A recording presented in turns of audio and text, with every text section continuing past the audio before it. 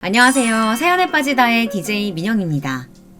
오늘의 사연은요, 눈물의 복수를 할 수밖에 없었던 사연자님의 이야기인데요.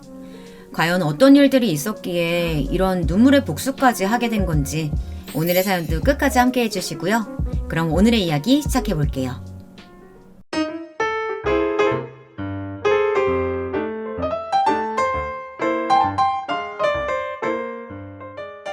안녕하세요. 저는 사연 많은 40대 남자입니다.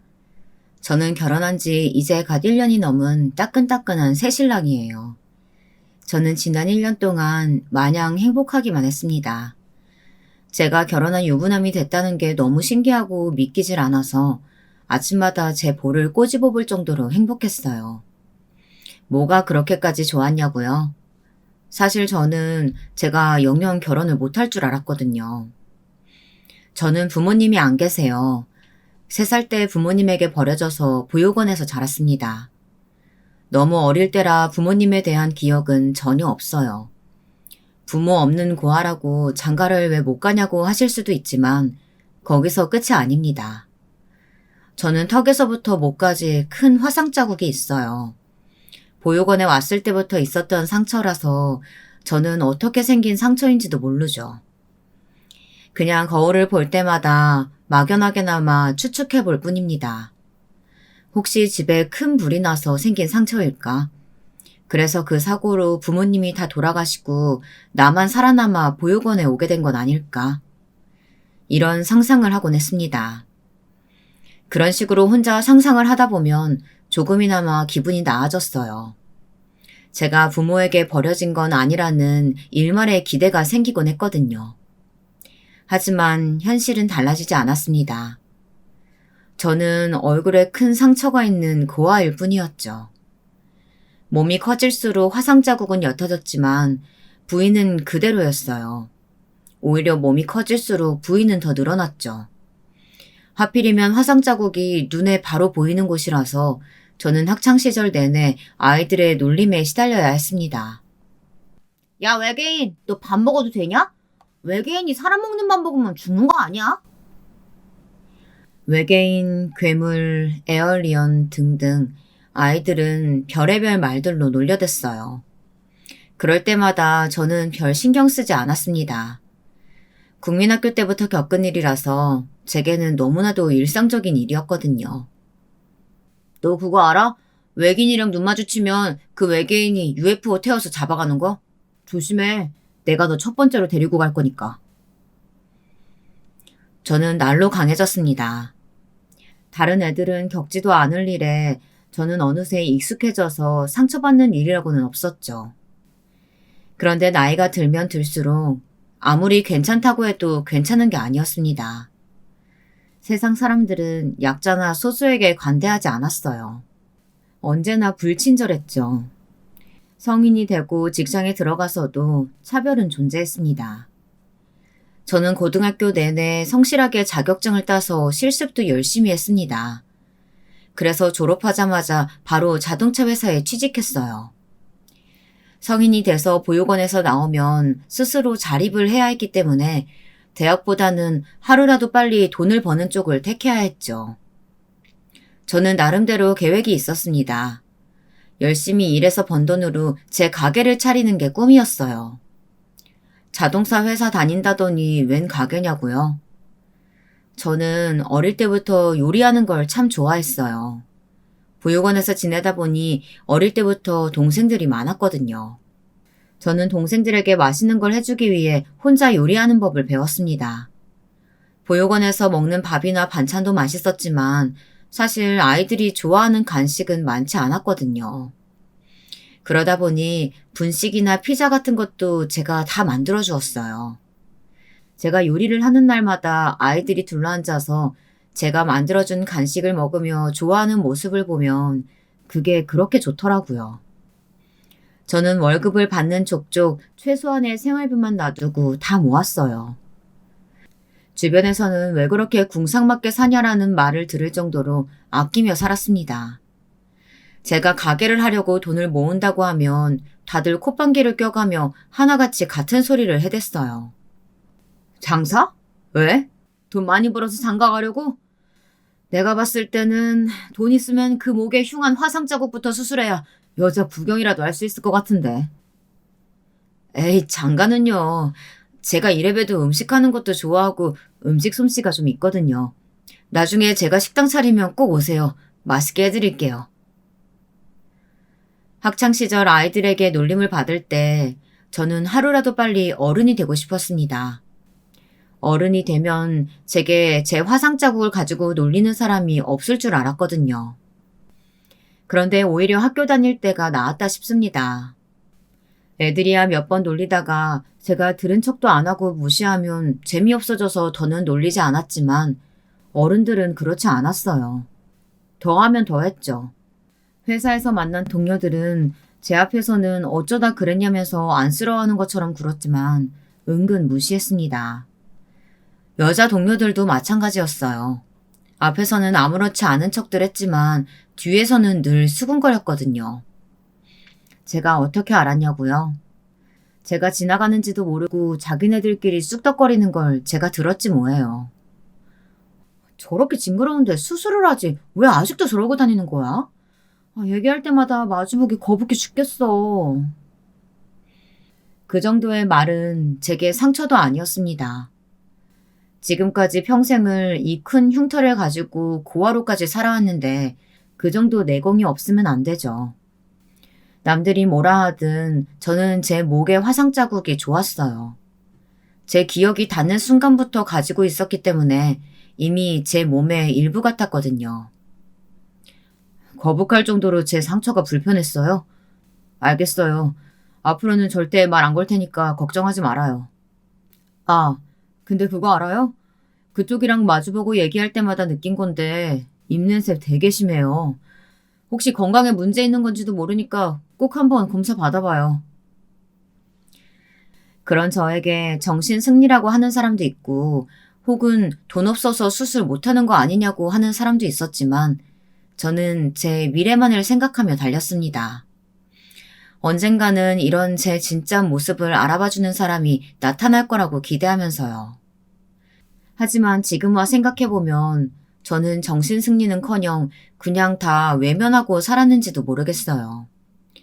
상처받는 게 무서워서 애써 아무렇지 않은 척, 당당한 척 한 거였는지도 모르겠습니다. 그래서 제 아내 같은 여자에게 홀라당 넘어간 거일지도 모르겠어요. 항상 저를 공격하는 사람들이나 저를 무시하는 사람들 틈에서 살아남는 법만 알고 있었지 제게 친절하게 다가오는 사람은 처음이라 너무 낯설고 익숙하지 않았거든요. 그래서 저를 이용하려고 한다고는 꿈에도 생각하지 못했습니다. 아내를 만난 건 회사를 그만두고 제가 꿈을 이루고 난 뒤였습니다. 저는 제가 바라던 대로 식당을 차렸어요. 시작은 제가 모아놓은 돈과 퇴직금을 모두 합쳐서 학교 앞에 아주 작은 즉석 떡볶이집을 차렸어요. 그 가게가 소위 말하는 대박이 나서 지금의 포장마차 식당까지 차릴 수 있었죠. 포장마차가 잘 되어봐야 얼마나 잘 되겠냐 하실 수도 있지만 젊은 친구들 사이에서 입소문이 좀 나서 제법 장사가 잘 돼요. 제 입으로 말하기는 민망하지만 월 매출 1억을 넘긴 적도 있답니다. 아내를 처음 만난 건 그맘때쯤이었어요. 포장마차 단골 손님이었거든요. 나이는 저랑 별로 차이가 안 났지만 얼굴은 굉장히 동안이었어요. 꼭 20대처럼 보였습니다. 가게에 올 때마다 주변에 앉은 남자 손님들이 다 한 번씩 다가가서 말을 걸거나 전화번호를 물어볼 정도로 예뻐서 제 눈에도 확 띄었죠. 거기다가 한 달에 서너 번은 오는 단골이었기 때문에 자연스레 친해졌어요. 항상 아내가 먼저 말을 걸긴 했지만요. 어떻게 음식이 하나같이 다 맛있어요? 이거 다 사장님이 직접 하시는 거라면서요? 사장님 와이프는 너무 좋겠어요. 매일 이렇게 맛있는 거 해주실 거 아니에요. 저 와이프 없어요. 노총각이에요. 어머, 이렇게 큰 대박가게 사장님이 아직도 장가를 못 갔다고요? 부모님이 너무 속상하시겠다. 아내는 얼굴만 예쁜 게 아니라 성격도 얼마나 화통하고 시원시원한지 내숭이라고는 없었습니다. 처음엔 제가 해준 음식이 너무 맛있다고 자주 오더니 제가 결혼한 한 총각이라는 이야기를 듣고 나서부터는 제게 적극적으로 호감을 표시했어요. 이런저런 이야기를 하다 보니 자연스레 제가 보육원에서 자랐다는 이야기도 했었는데 그 사실을 알고도 크게 행동이 달라지지 않더라고요. 되려 저를 챙겨줬어요. 가게에 올 때마다 맛있는 것도 사다 주고 바쁜 날은 가게에 나와 일도 도와줬죠. 그리고 쉬는 날은 가게 주변 조사 가자면서 맛집에도 함께 갔습니다. 처음엔 저도 제가 착각하는 거라고 생각했어요. 저렇게 예쁘고 성격도 좋은 여자가 뭘 보고 저를 좋아할까 싶어서요. 물론 가게가 잘 돼서 모아놓은 돈이야 많았지만 아시잖아요. 제 얼굴에 화상 자국이 얼마나 흉한지 말이죠. 그러고 보면 아내는 처음 저를 봤을 때부터 화상에 대해 물은 적도 없고 빤히 쳐다본 적도 없었어요. 모르는 사람들은 그게 뭐가 중요하냐고 하실 수 있지만 제게는 굉장히 중요한 일이었습니다. 저를 다른 사람들과 똑같이 대해준다는 것만으로도 좋았거든요. 10명 중 10명은 다 저를 처음 보면 화상 이야기부터 꺼내니까요. 그러던 어느 날 제게 고백을 했어요. 아내가 먼저 말이죠. 이러니 제가 아내에게 빠지지 않을 수가 없었습니다. 태어나 40년을 넘게 사는 동안 처음 겪는 일이었으니까요. 누군가 제게 먼저 호의를 가지고 다가온 건 말이죠. 저는 지금까지 제 마음을 터놓고 말할 수 있는 친구가 한 명도 없었습니다. 보육원을 나온 이후 누구에게도 마음을 열지 않고 살았거든요. 연애하는 동안 저는 더더욱 아내에게 많은 걸 의지하게 됐습니다. 아내와 저는 누군가 일부러 짜맞춰 놓은 것처럼 너무 잘 맞았어요. 알고 보니 아내도 저만큼 고생을 많이 했더라고요. 아내도 어렸을 때 부모님이 돌아가셔서 혼자였대요. 할머니와 고모가 걷어주시기는 했는데 고모는 아내가 어릴 때 결혼해서 캐나다로 가버렸고 할머니까지 돌아가시고 난 후에는 계속 혼자 힘으로 살아왔답니다. 저는 아내가 너무 대견했어요. 저는 부모에게 버려졌다는 상처를 평생 마음속에 가지고 살며 내성적이고 소심하게 살아왔는데 아내는 밝고 언제나 주변 사람들을 챙기는 사람이었으니까요. 아내는 언제나 저부터 생각해줬어요. 처음 만났을 때 아내는 제 가게 근처 옷가게에서 일하고 있었는데 저와 연애를 시작하고는 옷가게를 그만뒀습니다. 그러고는 제 가게에서 함께 일했어요. 아내가 먼저 제안했을 때는 아내가 너무 힘들 것 같아 고민했었는데 막상 아내와 함께 일하고부터는 제가 마음이 너무 편했습니다. 지금까지 혼자 힘으로 아등바등 했던 게 까마득하게까지 느껴질 정도로 말이죠. 그러던 어느 날이었습니다. 가게로 웬 남자들이 우르르 찾아왔어요. 그 남자들을 보자마자 아내가 불이 나게 남자들을 데리고 가게 밖으로 나갔습니다. 저는 무슨 일인가 싶어 따라 나가려고 했는데 아내가 저를 막아섰어요. 자신이 알아서 할 테니 제발 따라 나오지 말라고요. 저는 아무리 그래도 가만히 있을 수가 없었습니다. 가게 문을 열고 아내가 간 방향으로 따라 나섰죠.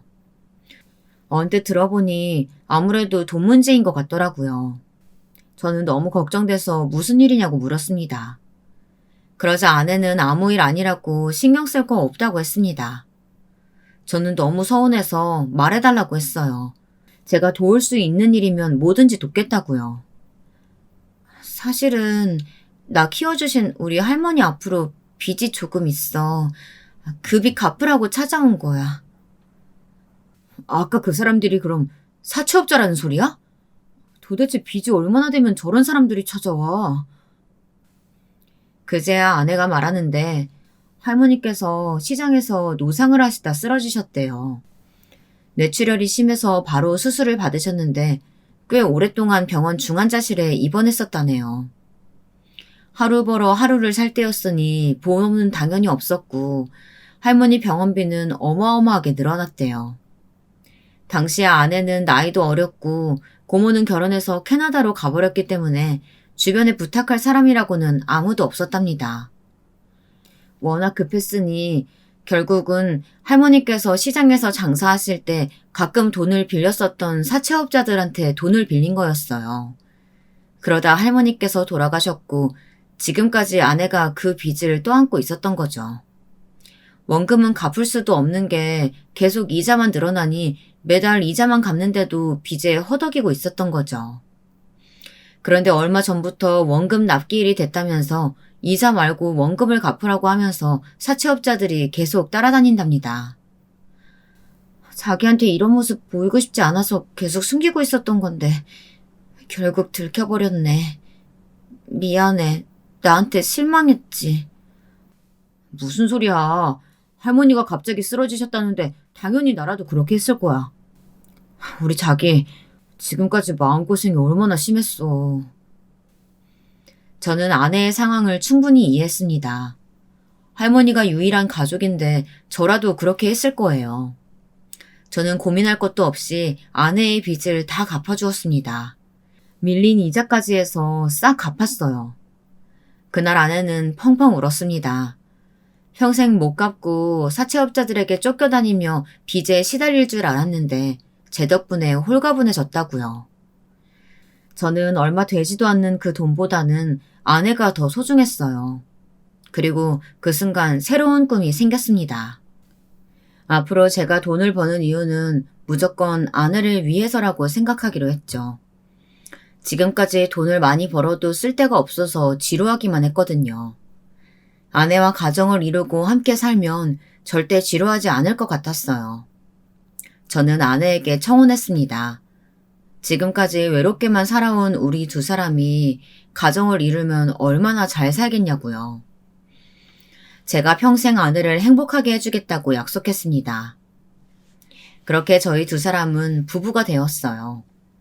저는 아내를 위해 거창하게 식도 올리고 신혼여행도 좋은 곳으로 가고 싶었지만 아내는 한사코 거절했습니다.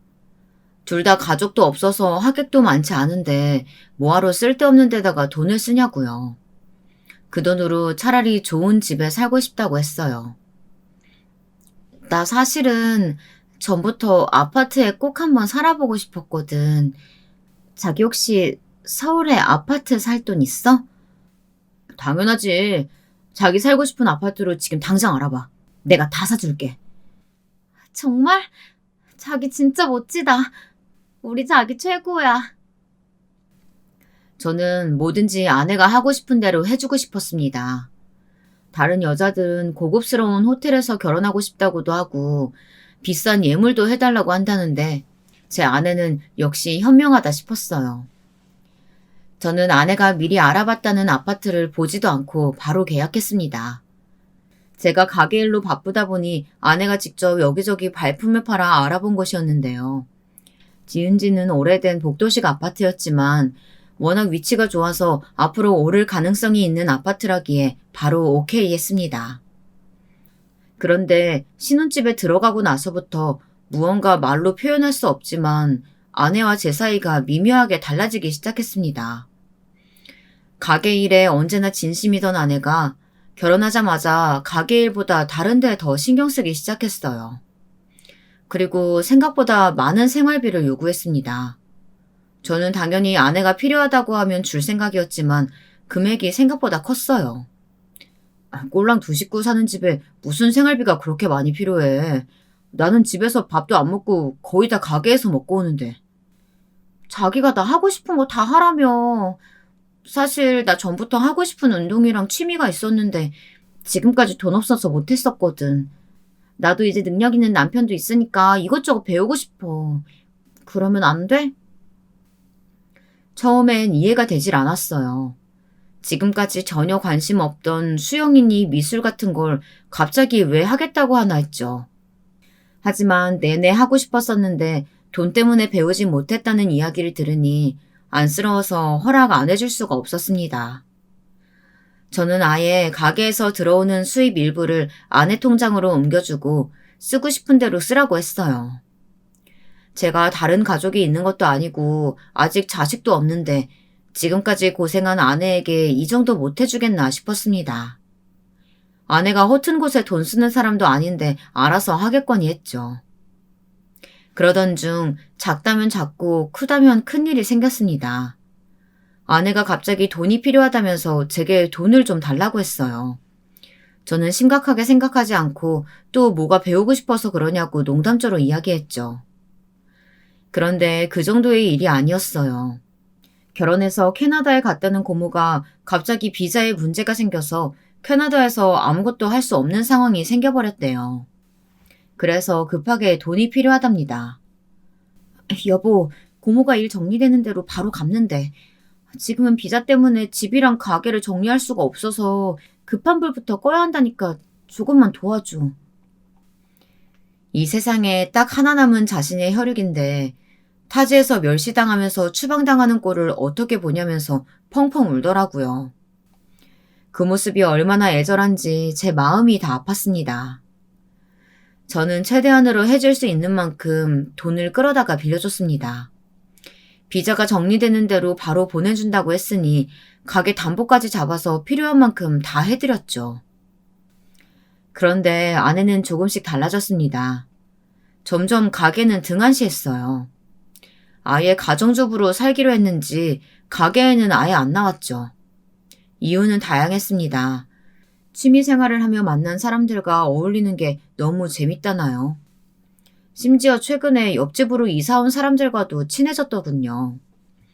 아내는 옆집 꼬마애랑 그 애가 키우는 강아지 이름까지 알고 있었어요. 하루는 제가 집에 들어오는데 아내가 엘리베이터 앞에 강아지를 안고 있는 아이와 같이 서 있더라고요. 남이 보면 애와 엄마인 줄 알 정도로 사이가 좋아 보였어요. 그런데 알고 보니 그 애가 최근에 우리 옆집으로 이사 온 애더라고요. 제 아내와 과하다 싶을 정도로 가까워 보였죠. 마치 오랜만에 만난 친척이라도 되는 것처럼요. 아줌마, 다음에도 우리 집에 또 놀러 오세요. 제가 우리 코코랑 또 놀게 해드릴게요. 그래, 아줌마가 또 놀러 갈 테니까 다음에 또 코코 산책 같이 시키자. 준석이 저녁 꼭 챙겨 먹고 나중에 봐. 안녕. 아내는 제가 없을 때 옆집 애랑 동네에서 자주 만났대요. 어린애가 항상 강아지랑 놀고 있길래 안쓰러워서 몇 번 이야기를 나눴는데 알고 보니 옆집에 이사 온 아이였답니다. 엄마가 없고 아빠랑만 산다는데 너무 안쓰럽잖아. 꼭 우리 어린 시절 같아서 그냥 못 지나치겠더라고. 아내는 그 애를 볼 때마다 부모 없이 자란 저와 자신을 보는 것 같아서 그냥 지나치기 어려웠답니다. 그 어린 나이에 엄마가 없으니 얼마나 외롭고 힘들겠냐고요. 저는 그때까지만 해도 아내의 마음이 너무 예쁘다고 생각했습니다. 그게 다 계획된 연기라는 것을 몰랐으니까요. 그날 이후에도 옆집 아이와는 자주 마주쳤어요. 그럴 때마다 아이는 제 아내를 잘 따랐습니다. 그럴 만한 게 아내가 그 아이에게 잘해줘도 너무 잘해줬어요. 반찬이나 가게에서 싸온 음식들도 옆집에게 나눠주는 것 같더라고요. 저는 아무리 그래도 옆집 남자가 어떤 사람인지도 모르는데 너무 과하게 잘해주지 말라고 했습니다. 우리는 선의로 하는 행동일지 모르지만 아이 아빠 입장에서는 어떻게 생각할지 모른다고요. 그런데 제 말에 아내는 갑자기 다른 사람처럼 굴었습니다. 평소답지 않게 괜히 욱하더라고요. 소리까지 지르면서요. 여보, 당신이 만든 반찬 좀 나눠주는 게 그렇게 아까워? 당신은 엄마도 없는 애가 혼자 매일 밥 해먹고 집에 있는 게 안쓰럽지도 않아? 나는 안쓰럽지 않다는 게 아니라 애 아빠한테 물어보지도 않고 우리가 마음대로 먹을 거 가져다 준다는 게 조심스러워서 그러지. 혹시 아이 아빠가 기분 나빠할지도 모르고. 알았어. 그럼 아이 아빠한테 물어보고 주면 되는 거지?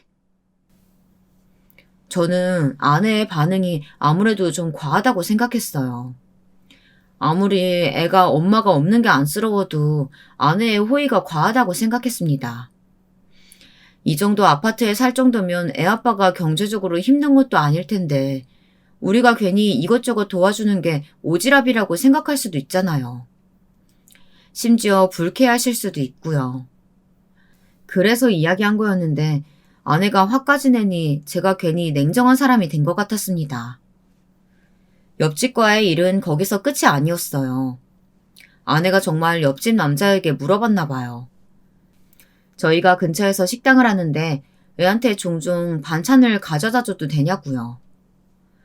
옆집 아이 아빠가 허락했답니다. 옆집 애가 원래 살가운 성격이 아닌데 제 아내를 잘 따른다고 했다나요. 저는 그때부터 기분이 좋지 않았습니다.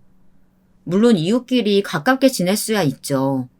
하지만 엄연히 옆집 남자는 애가 딸리기는 했어도 호랍이 싱글이잖아요. 괜히 아내가 그 남자와 살갑게 지내는 게 저는 마음이 불편했습니다. 그러던 어느 날이었습니다. 아내가 며칠 전부터 얼굴이 안 좋더라고요. 저는 아내가 걱정돼서 병원에 한번 가보라고 했습니다. 사실 포장마차 장사라는 게 체력적으로 굉장히 힘들어요.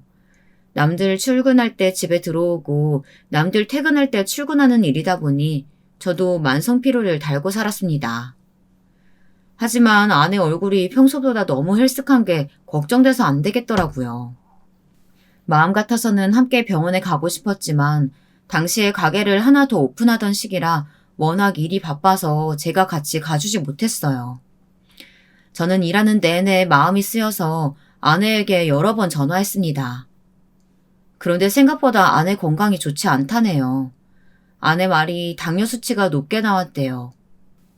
아내의 부모님도 당뇨였기 때문에 지금부터 관리하지 않으면 나중에 합병증으로 고생할 수도 있으니 당분간 푹 쉬면서 수치를 좀 낮춰보자고 했답니다. 저는 너무 걱정돼서 일이 손에 잡히질 않았습니다. 이게 다 아내와 잘 먹고 잘 살자고 하는 일인데 아내가 힘들고 아플 때 옆에 있어주지도 못하면 무슨 소용이가 싶었죠. 그래서 저는 일을 하다 말고 집에 들렀어요. 아내가 좋아하는 전복죽을 끓여서요. 그런데 이게 웬일인가요? 아내가 집에 없더라고요. 밤 12시가 넘었으니 당연히 집에서 자고 있을 줄 알았는데 집안 어디에도 없었습니다. 저는 무슨 일인가 싶어 전화를 걸었죠. 그런데 아내가 바로 전화를 받더군요. 저는 급한 마음에 전화를 받자마자 몸도 안 좋은 사람이 이 시간에 어딜 갔냐고 다그쳤습니다. 어머, 여보 설마 집이야? 우리 엇갈렸나 보다. 나 지금 당신이 너무 보고 싶어서 가게로 가려던 참이었는데. 아무리 내가 보고 싶어도 그렇지. 몸도 안 좋은 사람이 이 시간에 혼자 나가면 어떡해. 나 당신한테 무슨 일 생긴 줄 알고 깜짝 놀랐잖아. 무슨 일은 바로 코앞인데. 아무튼 우리 남편 사랑꾼이라니까. 내가 금방 집으로 올라갈게. 기다려 여보. 아파트에서 가게까지 걸어서 10분 정도밖에 걸리지 않았어요. 그 짧은 거리를 택시를 탈 리도 없었고 버스는 다니지 않을 시간이었죠. 그런데 밖이라고 하기에는 아내의 주변 소리가 워낙 조용했어요. 저는 뭔가 이상하다고 느꼈지만 아내를 의심하고 싶지 않아 애써 대수롭지 않게 여겼습니다. 몸도 아픈 사람을 몰아붙이는 건 옳지 못하다고 생각했거든요. 그런데 그 이후로 아내의 몸은 회복될 기미가 보이질 않았어요. 아침에 몸이 무겁다며 일어나지도 못하고 입맛도 없다고 하더라고요. 저는 매일 아내 걱정뿐이었습니다. 그래서 저는 아내가 건강을 완전히 회복할 때까지 함께 있어주고 싶어서 가게를 쉬려고 했어요. 사실 이제 제가 없어도 알아서 돌아갈 정도로 가게는 장사가 잘 되고 있었거든요. 2호 정도 자리가 잡히고 있었으니 좀 쉬어도 될 것 같았습니다. 제게는 당연히 일보다 아내가 더 중요했으니까요. 그런데 아내는 절대 안 된다고 말리더라고요. 내가 중병에 걸려서 거동 못하는 것도 아닌데 가게까지 뭐하러 쉬어. 안 그래도 여보 혼자 일하게 해서 미안해 죽겠는데. 그런 소리 하지 마. 앞으로 당신은 집에서 아무것도 하지 말고 푹 쉬어. 난 당신 없으면 못 사는 거 알지? 세상에 나처럼 남편 복 많은 사람 또 있을까? 우리 남편 진짜 최고라니까. 저는 진심으로 아내만 제 곁에 있어준다면 뭐든 다 할 수 있을 것 같았어요. 저는 아내에게 아무것도 하지 말고 몸을 회복하는 데만 신경 쓰라고 했습니다. 그리고 저는 최대한으로 아내를 도와주고 싶었어요. 제가 누굽니까? 명색이 잘 나가는 식당 사장이자 주방장인데 그깟 당뇨 정도야 식이요법으로 낫게 해줄 수 있다고 자신했어요. 저는 매일 식당 주방에서 음식을 해서 퇴근길에 가져가 냉장고를 가득 채워줬습니다. 당뇨에 좋다는 음식만으로요. 제 정성이 통했는지 아내는 많이 좋아진 것 같았어요. 아내가 워낙 입맛이 없다고 해서 제가 매일 다르게 신경 써서 냉장고에 반찬을 해뒀거든요. 어느 날부터인가 말끔하게 냉장고가 비워져 있었어요. 밥도 잘 먹고 전보다 얼굴도 통통해진 게 많이 좋아진 것 같았습니다. 그런데 제가 괜한 헛수고를 했더군요. 아내의 거짓말에 된통 속았던 거였어요. 그날도 가게 문을 닫고 무거워진 몸을 이끌고 간신히 집에 돌아오는 길이었습니다. 엘리베이터에서 옆집 아이를 만났어요. 학교 가는 길인 것 같더라고요. 저는 평소 하던 대로 인사를 했습니다. 아침은 먹었냐고요. 그랬더니 아이가 하는 말이 의외였습니다. 아저씨가 한 어묵볶음 꽤 맛있더라고요. 학교에서 나오는 급식보다 훨씬 맛있어요. 다음에 또 해주세요. 저는 당연히 놀랐지만 애 앞이니 애써 아무렇지 않은 척 했습니다. 아내가 아직도 반찬을 옆집에 가져다 준다고는 생각도 못했어요. 당뇨라고 자기 몸 하나 챙기기도 힘든 사람이 도대체 왜 옆집 아이까지 챙겨주는 건지 이해가 되질 않았죠. 어쨌든 제가 어른이니 애한테 쪼잔하게 굴고 싶지 않아서 애써 손을 들어서 인사를 했습니다. 그런데 그때 애가 잠시 망설이는 듯 싶더니만 갑자기 제게 성큼성큼 다가왔습니다. 그러더니 제게 한다는 말이 아주 쇼킹했어요. 아저씨, 혹시 그거 알아요? 아줌마 임신한 거. 저는 너무 놀래서 입이 떡 벌어졌습니다. 아내가 임신했다는 말도 저는 처음 듣는 얘기라 어이가 없는데 이 어린 초등학생 아이에게 그런 소리를 들었다는 게 기가 막혔습니다. 너 그거 무슨 말인지 알고 하는 거야? 확실히 알지도 못하면서 그런 말 함부로 하고 다니면 안 돼. 저는 우선 애를 다그쳤습니다. 애를 키워본 적은 없지만 보육원에서 지내다 보면 별의별 아이들이 다 있었어요. 워낙 외롭게 자라는 애들이다 보니 어른들의 관심을 끌고 싶어서 말도 안 되는 거짓말을 하는 애들이 많았거든요. 어떻게 알기는요. 아저씨, 아줌마 매일 우리 집 와요. 아줌마는 나랑 비밀 얘기도 하는 사이라 다 알아요. 제 말이 진짠지 아닌지 궁금하면 아저씨도 우리 집에 놀러 오세요. 아이는 자신과 제 아내가 비밀 친구라면서 남들에게 하지 못하는 이야기를 서로 다 한답니다.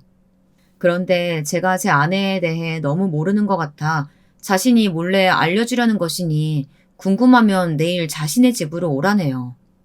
오면 모든 진실을 다 알게 될 거라고요. 저는 아이의 입에서 나온 진실이라는 단어가 참 거슬렸습니다. 마치 정말 제가 모르는 어떤 진실이 숨겨져 있을 것만 같아서요. 그러고는 아이가 한다는 말이 더 가관이었습니다. 내일은 주말이라 분명 아줌마가 저 보러 올 테니까요. 까먹지 말고 꼭 오세요. 내일은 우리 아빠도 계시니까요. 살다 이런 초대는 처음 받아봤습니다. 저는 당연히 아이의 말을 믿지 않았어요. 이 당돌한 꼬맹이가 저를 놀리는 거라고 생각했으니까요. 가장 믿을 수 없었던 건 제 아내가 임신했다는 말이었습니다. 근래에 당뇨 때문에 내내 집에서 요양한 사람이 임신이라뇨. 그리고 매일 밤낮으로 살을 비비며 사는 부부인데 제가 아내의 임신 사실을 모를 리 없었어요. 저는 그날 저녁 아내를 유심히 관찰했습니다. 그러고 보니 아내가 최근에 항상 집에서 넉넉한 티셔츠에 고무줄 바지만 입고 있기는 했어요. 저야 당연히 집에서 쉬고 있으니 별스럽지 않게 생각했었는데 지금 보니 전보다 살도 좀 찐 것 같아 보이기는 하더라고요. 자세히 보니 아랫배도 좀 나온 것 같고요. 저는 제가 미쳤구나 싶어 황급히 고개를 흔들었습니다. 그 어린 여성 말만 믿고 제가 지금 뭘 하고 있나 싶었습니다.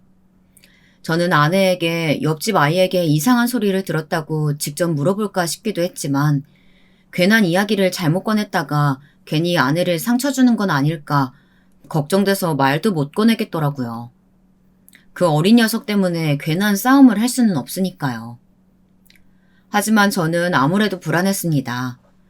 결혼 전과 결혼 후에 아내는 분명 달라지기는 했으니까요. 그리고 이런 이야기까지 하긴 저도 부끄럽지만 사실 당뇨로 병원에 다니기 시작하고 아내가 집에서 쉬면서부터 부부 관계가 아예 없었어요. 제가 아내에게 다가가 스킨십이라도 좀 하려고 하면 아내는 몸이 좋지 않다는 핑계로 여러 번 피했거든요. 저도 몇 번 거부당하다 보니 제가 먼저 다가가기가 조심스러워서 아내의 눈치만 보고 있었거든요. 그런데 임신이라니 가능성이 전혀 없어 보였습니다.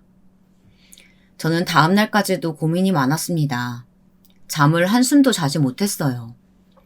옆집 아이의 말이 맞을 리야 당연히 없겠지만 확인은 해봐야 제 마음이 편할 것 같았어요. 그렇지 않으면 그 녀석은 저를 볼 때마다 계속 그런 식으로 이야기할 텐데 더는 그런 소리를 듣고 싶지 않았거든요. 저는 반신반의하는 마음으로 다음날 옆집에 가보기로 했습니다. 아내에게는 당연히 일절 말하지 않았어요. 그러고는 아내에게 평소처럼 가게에 나간다고 말하고는 집을 나왔습니다. 그리고 동네를 1시간 정도 혼자 배회했어요. 별의별 생각을 다 하면서요. 그 1시간이 제게는 지옥 같았습니다. 옆집 아이의 말을 당연히 믿지 않았지만 왠지 시간이 지날수록 자꾸만 불안하더라고요. 정말로 아이의 말대로 제 아내가 옆집에 있기라도 할까봐 말이죠. 저는 마음을 굳게 먹고 다시 아파트로 들어갔습니다. 제 손에는 강아지 간식이 든 쇼핑백이 들려 있었어요. 저는 당연히 아내가 옆집에 없을 거라고 생각했기 때문에 강아지 간식을 샀습니다. 주말에 연락도 없이 남의 집에 불쑥 가는 건데 빈손으로 갈 수는 없어서요. 안녕하세요. 저는 옆집 사는 사람인데 옆집 아이가 종종 강아지를 데리고 다니는 걸 봤어요. 지나가다가 간식 가게가 새로 생겼길래 생각나서 간식 하나 샀습니다. 별거 아니지만 받아주세요. 엘리베이터 안에서 거울을 보고 연신 연습했습니다. 초등학생 아이의 말에 휩쓸려서 아내를 의심하고 남의 집 초인종까지 눌렀으니 분명한 명분이 있어야 하니까요. 그런데 믿을 수 없는 일이 제 눈앞에 벌어지고 말았습니다. 엘리베이터 문이 열리자마자 복도에서는 익숙한 목소리가 들렸어요. 바로 제 아내의 웃음소리였습니다. 크고 화통한 바로 그 목소리 말이죠. 그 소리는 바로 저희 집이 아닌 옆집에서 들리고 있었어요. 저희 아파트가 복도식이에요. 날이 더워서 그런지 옆집은 문을 반쯤 열어놨더라고요. 그리고 그 안에서 제 귀에는 너무나도 익숙한 제 아내의 목소리가 들려왔습니다. 아, 참 간지러워. 아직은 만져도 안 움직인다니까 그러네. 준서가 너희 아빠 좀 말려봐. 저도 동생이 뱃속에서 움직이는지 안 움직이는지 너무 궁금한데 배 한번 만져보면 안 돼요? 저는 순간 그 자리에 털썩 주저앉을 뻔했습니다. 너무 놀라서요. 제 귀로 직접 들어놓고도 저는 제가 잘못 들었다고 생각할 정도로 이 상황이 믿기지 않았습니다. 마치 꿈을 꾸고 있는 것 같았어요.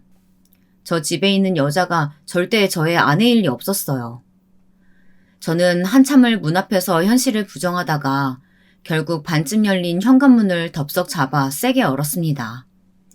제 눈으로 직접 확인해야 했으니까요. 정말 옆집에서 시시덕거리고 있는 여자가 제 아내가 맞는지 말이죠. 저는 충격적인 광경에 입을 다물지 못했습니다.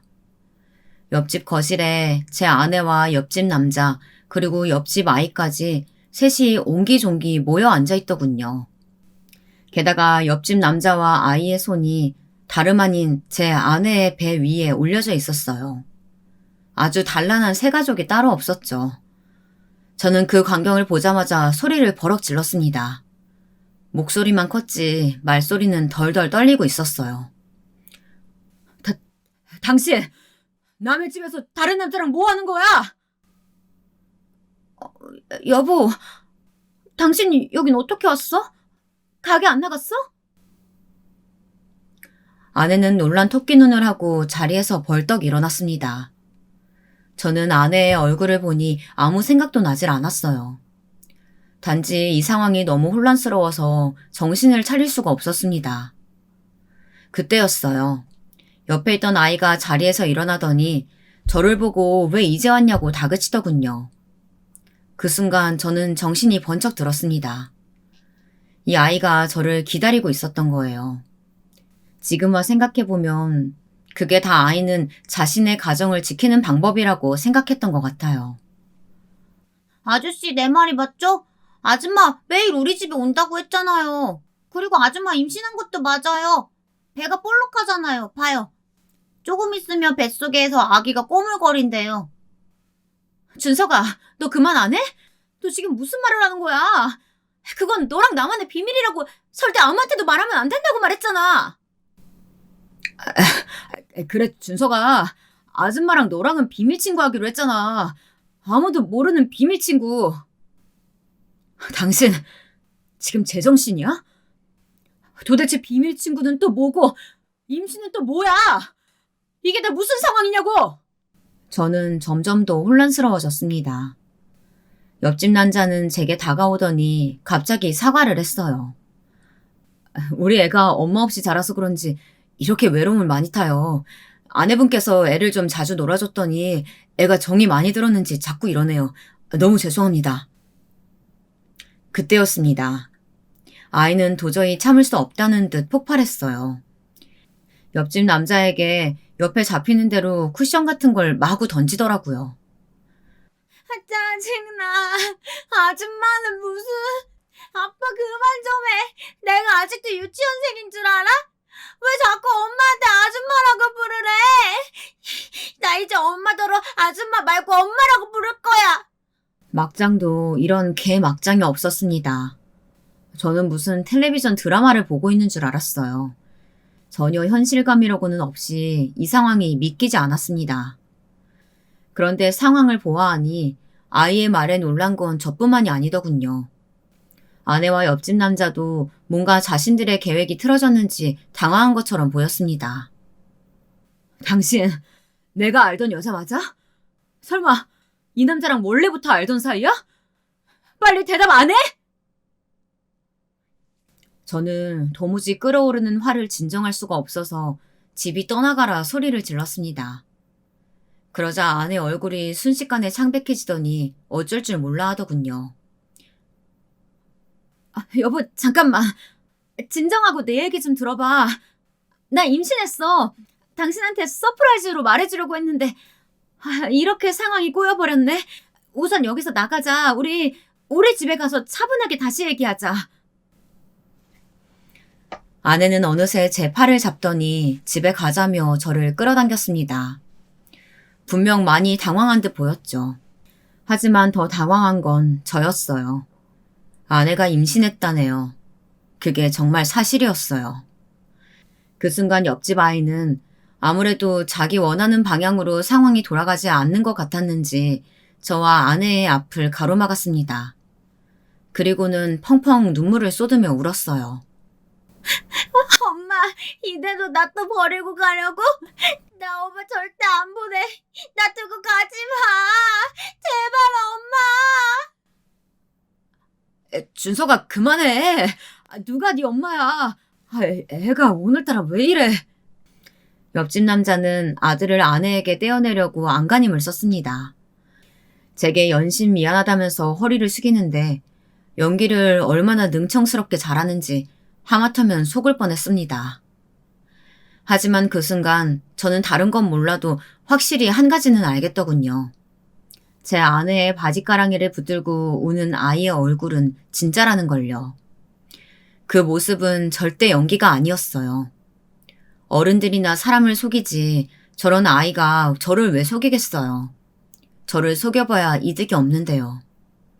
저 아이와 생판 남이면 이렇게 울고불고 해봐야 제 아내가 진짜 엄마가 되는 것도 아닌데 이럴 이유도 없었죠. 저는 제 팔에 매달려 있는 아내의 손을 뿌리쳤습니다. 아내의 손이 닿는 것만으로도 온몸에 소름이 돋더라고요. 당신, 다시 말해봐. 진짜 임신했어? 응, 여보. 우리 아이 생겼어. 내가 집에 가서 우리 아기 초음파 사진 보여줄게. 우리 집으로 빨리 가자. 자신의 바지가랑이를 잡고 있는 아이를 외면하고 현관으로 나서려는 아내를 불러 세웠습니다. 저는 진짜 진실을 알아야겠으니까요. 도대체 누가 거짓말을 하고 있는지 확인해야 했습니다. 나 당신한테 한 가지 말 안 한 게 있어. 사실은 내가 당신 속였어. 나 무정자증이야. 그러니까 당신 뱃속 아이는 절대 내 아이일 수가 없는 거지. 순간 집안에 정적이 흘렀습니다. 그 와중에 아내가 얼마나 머리를 굴리고 있는지 눈알이 돌아가는 소리가 저에게까지 들렸어요. 뭐 당신? 지금까지 날 속인 거야? 무정자증 주제에 나한테 말도 안 하고 결혼한 거냐고! 사실 저는 제가 무정자증인지 아닌지 모릅니다. 지금까지 연애를 해본 적도 없고 아직 아이도 없으니 알 수가 없었죠. 하지만 아내의 진짜 모습을 확인해야 했습니다. 그래서 저는 그냥 냅다 말을 던진 거였어요. 그 미끼를 아내가 덥석 물었고요. 아내는 저 몰래 외도한 사실을 인정한 셈이었습니다. 그때였습니다. 제가 아내에게 화를 내보기도 전에 옆집 남자가 먼저 화를 내며 소리를 질렀어요. 뭐야, 이 새끼 제대로 호구라며! 이건 호구가 아니라 그냥 고자 새끼였네. 너는 멍청한 게 어디서 이런 새끼를 골랐냐? 옆집 남자와 아내의 본색이 드러나는 순간이었습니다. 저는 마치 무대 뒤에 배우들을 보고 있는 것 같아 소름이 돋았습니다. 내가 고자인 줄 어떻게 알아? 얼굴에 쓰여있는 것도 아니고. 당신, 그 말 진짜야? 진짜 무정자증이냐고! 대혼란의 장이었습니다. 누가 잘못을 했고 누가 피해자인지 구분이 안 되는 참혹한 현장이었죠. 아이는 바닥에 주저앉아 울고 있고 강아지는 시끄럽게 짖어댔어요. 저는 도저히 참을 수 없었습니다. 이렇게까지 화가 난 건 태어나 처음이었거든요. 저는 지금 당장 모두 조용히 하라고 괴성을 질렀습니다. 집안이 떠나갈 정도로요. 그제야 좀 조용해지더라고요. 당신 어디까지가 진짜고 어디까지가 거짓말이야? 정말 이 남자랑 나 속인 거야? 아내는 도저히 방법이 없다 싶었는지 그제야 자기 머리를 마구 헝클더니 이실직고했습니다. 알고 보니 아내와 옆집 남자는 전형적인 사기꾼이었어요. 부부 사기단이라는 말이 더 잘 어울리겠네요. 아내가 저와의 혼인신고를 미뤘던 이유가 바로 이거였어요. 아내는 유부녀였습니다. 이미 저를 만나기 훨씬 전부터 옆집 남자와 혼인관계였고 옆집 아이도 아내의 아이가 맞았어요. 아내는 계획적으로 제게 접근한 거예요. 어쩌다 이 남자와 만나서 아이가 생기는 바람에 혼인신고를 하고 살기는 했지만 사실 그 전의 경력도 화려하더군요. 예전에 가게에 온 손님 중에 아내를 보고 술집 여자로 착각한 적이 있었는데 그때는 그냥 술 취한 손님의 괜한 꼬장인 줄 알았어요. 그런데 그게 사실이었던 거죠. 그 남자들이 딱 맞게 아내를 알아본 거였어요. 아내는 어릴 때 집을 나온 가출 청소년이었습니다. 그때부터 술집에서 일하다가 옆집 남자를 만난 거예요. 20대 내내 비슷한 사람들과 같이 살며 크고 작은 사고를 치며 살다가 갑자기 아이가 생기는 바람에 둘이 나와 따로 살았다네요. 아내는 아이를 생각해서 옷가게에서 일했지만 남자는 버는 게 마땅치 않았답니다. 그래서 아내가 저 같은 남자들을 등치면서 번 돈으로 아이를 키우며 새 식구가 산 거예요. 그리고 더 어이가 없었던 건 이 남자와 아이가 사는 아파트였습니다. 제가 사준 거나 다름없더군요. 얼마 전 고모를 핑계로 제게 뜯어낸 돈과 저 전에 만났던 남자에게 뜯어낸 돈을 모아서 산 거였어요. 그 순간 저는 사기꾼들도 참 열심히 사는구나 싶었습니다. 이렇게 집 사기 어려운 서울에서 사기 두탕이면 아파트도 사니까요. 거기다가 수영이니 미술이니 배운다고 제게 뜯어간 돈을 자기 아들 학원비로 쓴 거였어요.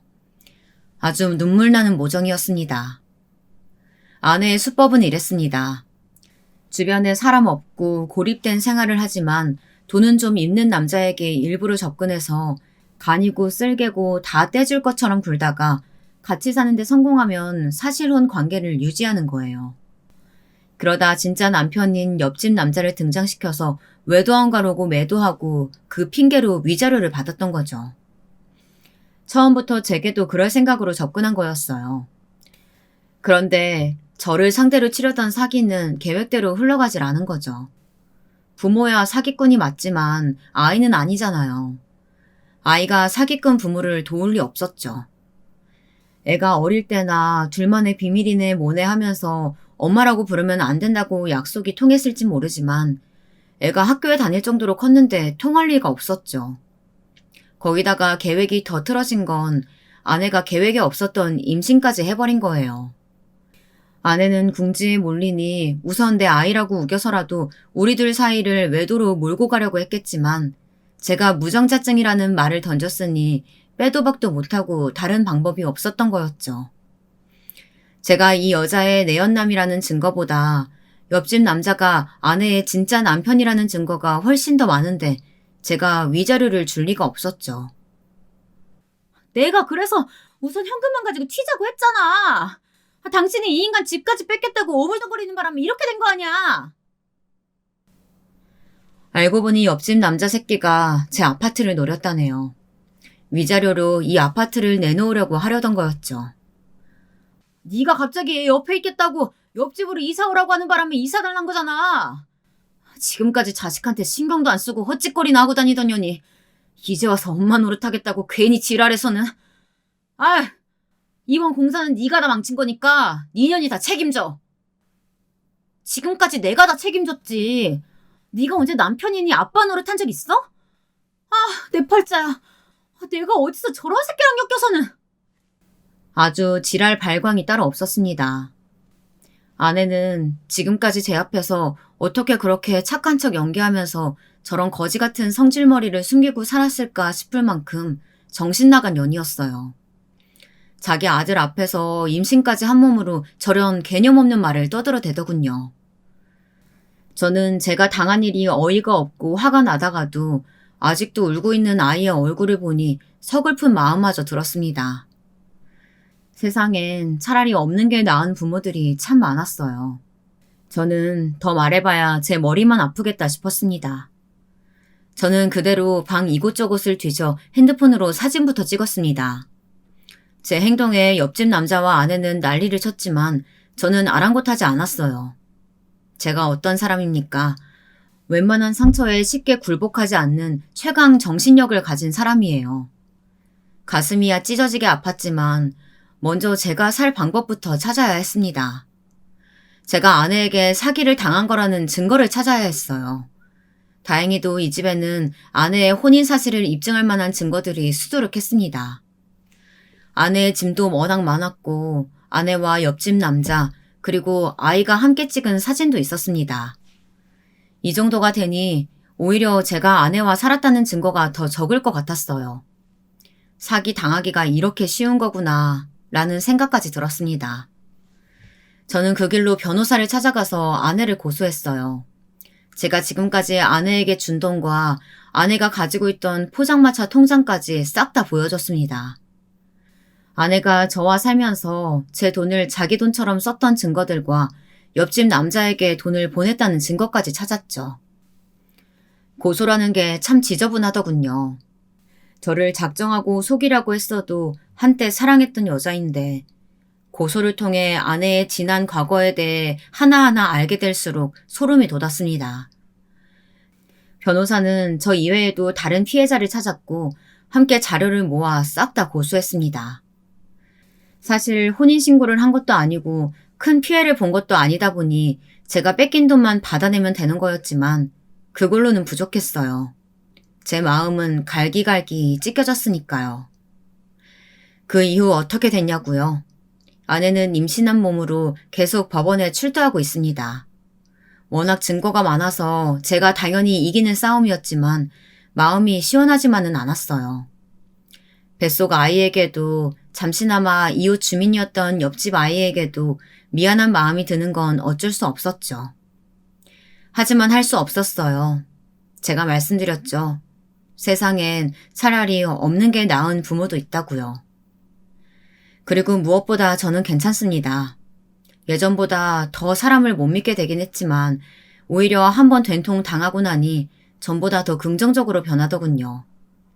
옆집 아이가 이야기해주지 않았다면 더 큰 피해를 받았을지 모르니까요. 인생 경험 세게 한번 했다고 생각하기로 했습니다. 저는 앞으로 제 돈 혼자 펑펑 써가면서 나중에 후회하지 않도록 즐기면서 살려고요. 제 긴 이야기 끝까지 들어주셔서 감사합니다.